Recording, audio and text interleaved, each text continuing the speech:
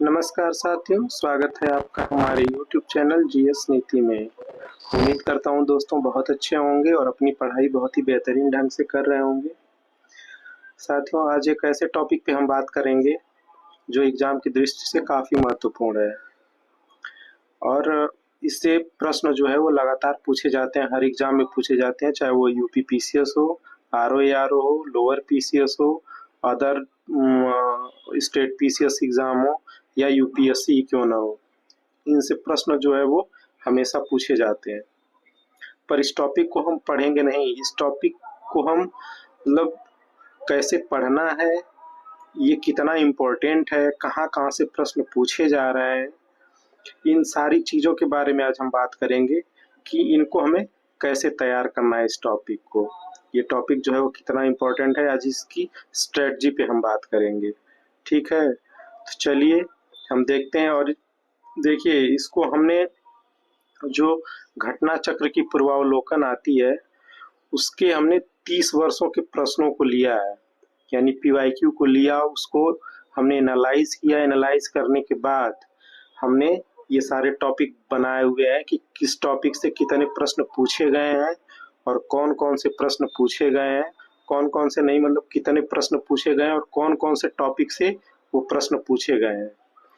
इससे होगा क्या, देखिए इससे होगा ये कि जब हम आप देखे होंगे यूट्यूब पे जब भी कोई अपनी स्ट्रेटजी शेयर करता है या बताता है कि हम ऐसे पढ़ाई करते हैं, तो ज़्यादातर यही देखने को मिलता है कि उसमें आप मोटे तौर पर देखेंगे कि उसने लिखा इतिहास कि इतिहास को हम 15 दिन में ख़त्म करेंगे, यानी हिस्ट्री को हम 20 दिन में ख़त्म कर लेंगे। ठीक, अब हिस्ट्री को उन्होंने 3 पार्ट में बांट दिया, एंशिएंट हिस्ट्री, मेडिवल हिस्ट्री और मॉडर्न हिस्ट्री। पर हम ये नहीं डिसाइड कर पाते हैं कि चलिए हमने मान तो लिया कि हमें ये हिस्ट्री के तीनों पार्ट जो है वो कायदे से तैयार करने हैं, बहुत बेहतरीन ढंग से उसको तैयार करने हैं, पर कौन सा टॉपिक जो है कितना इम्पोर्टेंट है, ये तो हमें पता चलेगा पीवाईक्यू के एनालिसिस के बाद ही। तो जब हम पीवाईक्यू को कायदे से एनालाइज करते हैं, उसका विश्लेषण करते हैं, तब हमें पता चलता है कि जो हिस्ट्री है, एंशिएंट हिस्ट्री, उसके कौन-कौन से चैप्टर जो है वो काफ़ी इम्पोर्टेंट है और उन चैप्टर में कौन-कौन से सब टॉपिक जो हैं वो उनसे प्रश्न पूछे गए हैं। तो ये जब हम स्ट्रेटजी की बात करते हैं तो हम हर चैप्टर को पढ़ाने से पहले, आपको पता होगा यदि आप हमारी वीडियो रेगुलर देखते होंगे तो, कि हर टॉपिक को पढ़ाने से पहले हम उसकी एक स्ट्रेटजी वीडियो लेके आते हैं कि हमें इसमें पढ़ना क्या है, कौन सी चीज़ें इसमें काफ़ी इम्पोर्टेंट है और इनसे कितने प्रश्न पूछे जा रहे हैं, ये सारी चीज़ें हम देखते हैं। उसके बाद हम उस टॉपिक को पढ़ते हैं। इससे होता क्या है कि आपका समय बचता है, आपको एकदम फोकस्ड होके उसमें पढ़ाई करना होता है कि मतलब बस हमें यही-यही टॉपिक पढ़ने हैं, इसके इतर हमें नहीं जाना है। आपको पहले से क्लियर होता है कि हमें इस चैप्टर में यही पढ़ना है, किसको कितना टाइम देना है, इससे कितने प्रश्न पूछे गए, ये सारी चीज़ें आपके दिमाग में क्लियर होती हैं। तो इससे आपकी पढ़ाई जो है वो बहुत बेहतरीन ढंग से होती है और एक सही डायरेक्शन में होती है। तो इसके लिए ज़रूरी है कि हर चैप्टर को पढ़ने से पहले उसकी एक स्ट्रेटजी आप तैयार करें और वो स्ट्रेटजी मैं खुद ही तैयार करता हूँ आपके लिए। आप बस उसको देखिए और देख के उसे फॉलो करिए और फिर पढ़ाई करिए, देखिए उसमें फ़ायदा आपको ज़रूर मिलेगा। तो चलिए इस स्ट्रेटजी को देखते हैं कि हमने कैसे इसको तैयार किया है। तो हमने पिछले 30 साल के प्रश्नों को लिया और उन प्रश्नों को हमने टॉपिक में बाँटा और उस टॉपिक का कितना महत्व है, उसकी आवृत्ति कितनी बार हो रही है, के आधार पे उसका हमने क्या किया, वर्गीकरण किया और प्रत्येक टॉपिक से पूछे गए प्रश्नों की कुल संख्या को हमने यहाँ पे लिखा हुआ है। ठीक, तो चलिए हम देखते हैं इसको।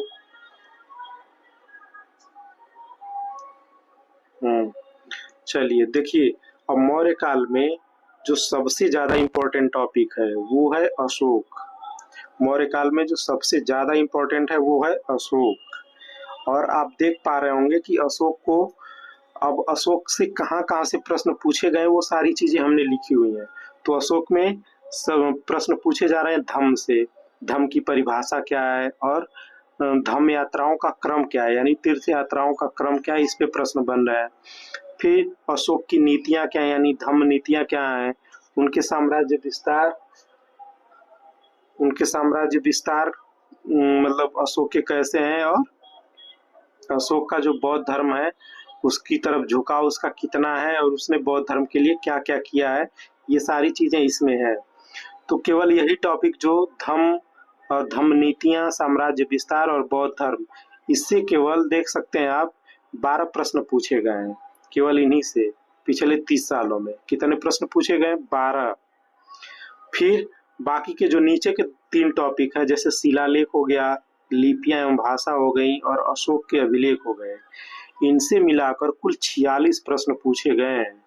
सोचिए, अगर इन दोनों को जोड़ दिया जाए तो 46 प्लस 12 कुल होते 58, यानी अशोक से पिछले 30 सालों में कुल 58 प्रश्न पूछे गए हैं। यानी लगभग लगभग प्रत्येक वर्ष कितने प्रश्न पूछे गए हैं?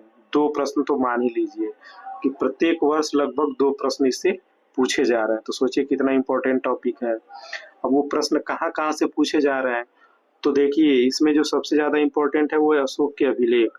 अशोक के अभिलेखों से सबसे ज्यादा प्रश्न पूछे गए हैं। और अभिलेखों में कहाँ कहाँ से, तो 13वां जो अभिलेख है उससे सबसे ज्यादा प्रश्न पूछे गए। 12वां, ये कई बार इनसे प्रश्न बने हुए हैं। फिर दूसरा अभिलेख, इससे भी कई बार प्रश्न पूछा गया। फिर रुमिनदेही स्तंभ लेख, सौगौरा स्तंभ लेख, महास्थान अभिलेख, कालसी का, फिर भाब्रू का और जूनागढ़ अभिलेख, इन सबसे प्रश्न पूछे गए हैं। अब देखिए इससे पता आपको ये भी चल जाएगा कि जो टॉपिक है वो एक टॉपिक से कई कई बार प्रश्न पूछा गया। जैसे मान लीजिए 13वां ये अभिलेख है, तो 13वां अभिलेख से कई बार, 13वां शिलालेख से कई बार प्रश्न पूछा गया है। तो इसका मतलब ये है कि टॉपिक में ज्यादा परिवर्तन नहीं हो रहा है, लेकिन प्रश्नों की आवृत्ति बढ़ रही है उससे। बस प्रश्नों की प्रकृति अलग हो सकती है, लेकिन टॉपिक वही रह रहा है। तो आप देख सकते हैं कि टॉपिक जो है वो लगभग मतलब इतने ज्यादा नहीं है, लेकिन प्रश्नों की संख्या कितनी है? 58 है। तो आप सोच सकते हैं कि प्रत्येक टॉपिक से 1-2 बार तो क्वेश्चन बने ही बने होंगे। ठीक है, तो जब आप पढ़ेंगे अब इस चीज को, अब जैसे मान लीजिए आपके दिमाग में ये चीज क्लियर हो गई कि अशोक में हमें क्या क्या देखना है। तो अशोक में हमें क्या क्या देखना है, तो उसके धम्म को देखना है, धम्म के बाद उसकी नीतियों को देखनी है, साम्राज्य विस्तार को देखना है, बौद्ध धर्म को देखना है, उसके शिलालेख, लिपियां और अशोक के अभिलेख, इनको हमें देखना है। इसमें भी आप चाहें तो डिसाइड कर सकते हैं कि पहले हमें कौन सा देखना होगा। तो पहले हम किसको देख सकते हैं? जो सबसे ज्यादा इम्पोर्टेंट हो। तो सबसे ज्यादा इम्पोर्टेंट क्या है? अशोक के अभिलेख, शिलालेख और अभिलेख और लिपियां। इनसे कुल कितने प्रश्न बने हुए हैं? तो 46 प्रश्न बने हुए हैं। तो यदि आपके पास समय कम है, समय का अभाव कम है, तो जब आप मौर्य काल पढ़ेंगे तो मौर्य काल में सबसे ज्यादा इंपॉर्टेंस किसको देंगे? पहले अशोक को देंगे कि पहले हम अशोक को पढ़ेंगे, उसके बाद हम किसी और टॉपिक को पढ़ेंगे। तो इससे क्या हो जाएगा कि आप एकदम मतलब सटीक तरीके से पढ़ाई कर सकेंगे और बेहतर रिजल्ट ला सकेंगे। ठीक, तो अभी हमने आपको बताया कि ये अभिलेख हैं जिनसे प्रश्न बार बार पूछे गए हैं। तो इनको क्या करना है? हमें कायदे से पढ़ना है। अशोक को अब कितना इंपॉर्टेंस देना है, अब ये खुद ही आप डिसाइड कर लीजिए कि अशोक जो है वो कितना इंपॉर्टेंट है ये एग्जाम की दृष्टि से। ठीक, फिर हम आगे बढ़ेंगे। तो जब आगे बढ़ेंगे तो आ जाएंगे चंद्रगुप्त मौर्य पे। देखिए हमने इन टॉपिकों को ऐसे ऑर्डर में लगाया हुआ है, अवरोही क्रम में हमने इनको अरेंज किया हुआ है। यानी सबसे जो ज्यादा इम्पोर्टेंट है उसको हमने सबसे ऊपर रखा है, जिससे सबसे ज्यादा प्रश्न पूछे गए हैं। फिर उससे कम जो पूछे गए उनको हमने उसके नीचे लगाया हो। तो इसी तरह से हमने इनको ऑर्डर में क्या किया, अवरोही क्रम में फिट किया हुआ है। तो देखिए अब दूसरा जो टॉपिक है वो है चंद्रगुप्त मौर्य। और चंद्रगुप्त मौर्य से जो प्रश्न पूछे गए हैं अब तक पिछले 30 सालों में, वो कुल कितने प्रश्न पूछे गए हैं? 21 प्रश्न पूछे गए हैं। ठीक, अब वो चंद्रगुप्त मौर्य से कहाँ कहाँ से प्रश्न पूछ रहा है, तो सबसे ज्यादा तो प्रश्न पूछा गया भारतीय साम्राज्य की स्थापना से। प्रथम भारतीय साम्राज्य की स्थापना किसने की, कब की, कहाँ की, ये सारी चीजें इससे पूछी गई हैं। फिर सैंड्रोकोट्स किसे कहा जाता था? चंद्रगुप्त मौर्य को, इस पे प्रश्न पूछे गए। फिर चंद्रगुप्त मौर्य का सेल्यूकस निकेटर और सिकंदर से संबंध, इस पे प्रश्न पूछे गए हैं। फिर चंद्रगुप्त की विजय, विजय में कौन कौन, दक्कन विजय, मालवा और गुजरात की विजय से प्रश्न पूछे गए हैं। फिर बिंदुसार के दरबार में राजदूतों का आगमन। अब देखिए यहाँ राजदूतों का आगमन केवल पूछा है बिंदुसार के दरबार में, लेकिन ऐसा नहीं है। जब आप पढ़ाई करिएगा तो चंद्रगुप्त मौर्य के दरबार में, बिंदुसार के दरबार में, अशोक के दरबार में जितने भी राजदूत आए हुए हैं सबको ध्यान में रखिएगा। फिर बृहद्रथ की हत्या, इस पे प्रश्न पूछे गए।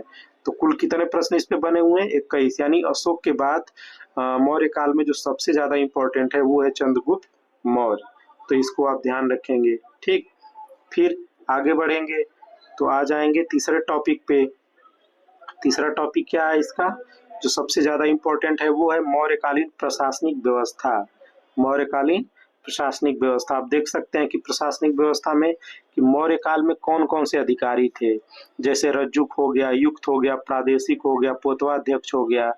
ये जितने अधिकारी थे उनके विषय में हमें कायदे से ध्यान रखना है। फिर राजस्व के स्रोत यानी टैक्स सिस्टम उनका हमें पूरा पढ़ लेना है कि उनसे भी प्रश्न कई बार पूछे गए हैं। फिर मार्ग निर्माण से प्रश्न पूछे गए हैं कि कौन सा मार्ग कब मतलब बनाया गया। फिर जिला प्रशासन पे प्रश्न पूछे गए हैं।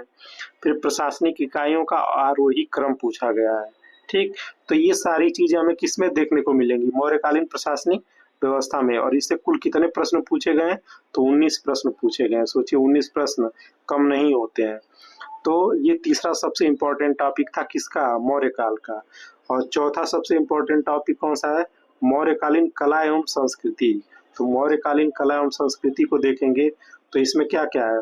वास्तुकला है, स्तूप कला है, मूर्ति कला है और जल प्रबंधन है। जल प्रबंधन का मतलब जो झील का निर्माण, सुदर्शन झील का निर्माण करवाया गया तो उससे भी प्रश्न पूछे गए हैं। बाकी वास्तुकला, स्तूप कला और मूर्ति कला इससे तो प्रश्न पूछे गए हैं। जैसे स्तूप कला में आप देख सकते हैं, फिर वास्तुकला में वो गुफा, जो गुफाओं को काट कर क्या बनाया गया था? वो बना गुफाओं को काट कर जो बनाए गए थे आजीविकों के लिए, जो अशोक ने और दशरथ ने बनवाई थी गुफाएं, जो बनवाई थी पहाड़ों को काट कर। तो ये भी इससे पूछे गए हैं कई बार प्रश्न। ठीक, तो ये चौथा सबसे इम्पोर्टेंट टॉपिक है मौर्य काल का। फिर आ जाएंगे हम पांचवें पे। पांचवें पे आएंगे तो देखिए पांचवा जो सबसे इम्पोर्टेंट टॉपिक है वो विदेशी यात्रियों का विवरण। जितने विदेशी यात्री आए हैं उनके आगमन का क्रम पहले तो आप ध्यान रखेंगे और उनका विवरण क्या था और उस विवरण में उन्होंने भारत के लिए क्या लिखा हुआ है ये आपको ध्यान रखना है। इस पे प्रश्न पूछे गए जैसे फायान हो गया, इत्सिंग हो गया और वेनसांग हो गया, इन सब का क्रम पूछा गया है। फिर इनके जो विवरण है उनके बारे में पूछा गया है। और इससे कुल कितने प्रश्न बने हुए हैं? तो 15 यानी ठीक ठाक प्रश्न बने हुए हैं। तो ये भी काफी इम्पोर्टेंट टॉपिक है। ठीक, विदेशी यात्रियों का विवरण। फिर उसमें जो छठवां सबसे इम्पोर्टेंट टॉपिक है वो है कौटिल्य। तो जब आप मौर्य काल पढ़ेंगे तो कौटिल्य को तो बिल्कुल इग्नोर नहीं कर सकते हम। और इस पे प्रश्न कहाँ कहाँ से बने हैं? तो उनके अन्य नाम यानी कौटिल्य के अन्य नाम क्या है? विष्णुगुप्त, फिर अमूल दामूल, फिर अजय, ऐसे कई सारे इनके नाम बताए गए हैं। कौटिल्य के, चाणक्य, ये सारे नाम उन्हीं के हैं। ठीक, विष्णुगुप्त भी उन्हीं का नाम है। तो इनकी जो रचना है अर्थशास्त्र, अर्थशास्त्र में क्या बताया गया ये सारी चीजें हमें ध्यान रखना है। फिर सप्तांग सिद्धांत, राज्य का जो सप्तांग सिद्धांत होता है वो क्या है इसके बारे में हमें पढ़ना है। फिर धर्मस्थी एवं कंटक शोधन न्यायालय, इसके बारे में आपको पढ़ना है। और विवाह विच्छेद के नियम, विवाह को कैसे खत्म करना है उसके नियम क्या क्या है इनको भी हमें पढ़ना है। तो देखिए इससे कितने प्रश्न पूछे गए? 10 प्रश्न पूछे गए हैं। ठीक है, फिर आप आगे बढ़ेंगे तो आगे आ जाएंगे जो लास्ट टॉपिक है वो है सामाजिक सांस्कृतिक व्यवस्था, शिक्षा एवं विविध। ये लास्ट टॉपिक है, सामाजिक सांस्कृतिक व्यवस्था, फिर शिक्षा एवं विविध। इससे कुल कितने प्रश्न पूछे गए? तो 7 प्रश्न पूछे गए पिछले 30 सालों में। ठीक, तो इस तरह से आपको हमने मौर्य काल के जितने टॉपिक इम्पोर्टेंट थे और कौन सा टॉपिक कितना इम्पोर्टेंट है उस आधार पे हमने आपको बताया। अब जब आप पढ़ाई करेंगे तो पहले इस वीडियो को एक बार देखिएगा, बाद जब आप पढ़ेंगे तो आपको रियलाइज होगा कि हमें क्या पढ़ना है और क्या छोड़ना है। इससे आपका समय बचेगा और आपकी जो तैयारी है वो एक सही डायरेक्शन में हो सकेगी। देखिए आप बेहतर यही है कि जब आप कोई चैप्टर पढ़ें, चाहे आप बुक से पढ़ें या कोई भी मतलब वीडियो देखें या जो भी करें, तो पहले उसका एक आप स्ट्रेटजी वीडियो जरूर मतलब स्ट्रेटजी जरूर बना लीजिए कि हमें इसमें क्या क्या करना है और कैसे पढ़ना है, कितना इम्पोर्टेंट है। और देखिए कोई टॉपिक कितना इम्पोर्टेंट है और उसकी स्ट्रेटजी क्या होनी चाहिए, इसका बेस होना चाहिए, हवा में नहीं बनाया जाता।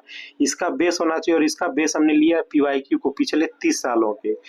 पहले हमने पूरी पीवाईक्यू को अच्छे से अध्ययन किया और अध्ययन करने के बाद हमने ये टॉपिक जो है वो एक तरह से लिखे हैं सब, और लिखने के बाद हमने ये देखा है कि इस टॉपिक से इतने प्रश्न पूछे गए हैं। तो इस तरह से क्या हो जाएगा, इस तरह से ये हो जाएगा कि आपको क्या पढ़ना है, क्या छोड़ना है, ये सारी चीज़ें आपको पता रहेंगी, और जब भी आप पढ़ाई करेंगे तो एकदम बेहतरीन डायरेक्शन में, एक सही डायरेक्शन में पढ़ाई करेंगे, और इससे जो आपकी प्रोडक्टिविटी है वो काफ़ी बढ़ जाएगी। ठीक है, तो इसलिए ये वीडियो जो है वो काफ़ी इम्पोर्टेंट है। तो जब भी आप पढ़ाई करिए मौर्यकाल, चाहे वो बुक से पढ़ें, चाहे आप कोई वीडियो देखें, तो इसको पहले ज़रूर देखें। ठीक, इससे आपको बहुत फ़ायदा होगा। और हम जब ये टॉपिक पढ़ाएंगे तो हम इसी आधार पर पढ़ाएंगे भी। जो टॉपिक जितना इम्पोर्टेंट है हम उसे ही क्या करेंगे, सबसे पहले लेंगे, और उसको उसी आधार पे हम क्या करेंगे, पढ़ाएंगे। इससे आपकी जो तैयारी होगी वो एक सटीक तरीके से हो पाएगी, सही डायरेक्शन में हो पाएगी, कम समय में हो पाएगी।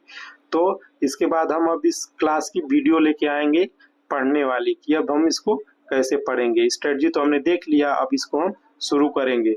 तो अब हम इसको अगले क्लास में देखेंगे दोस्तों। और साथ ही आपसे निवेदन करना चाहेंगे कि यदि आप हमारे चैनल पे नए हैं तो चैनल को जरूर सब्सक्राइब करें, और ज़्यादा से ज़्यादा लाइक एंड शेयर भी किया करें, और हमें कमेंट में भी ज़रूर बताया करें कि हमारी वीडियो आपको कैसी लग रही है। धन्यवाद दोस्तों।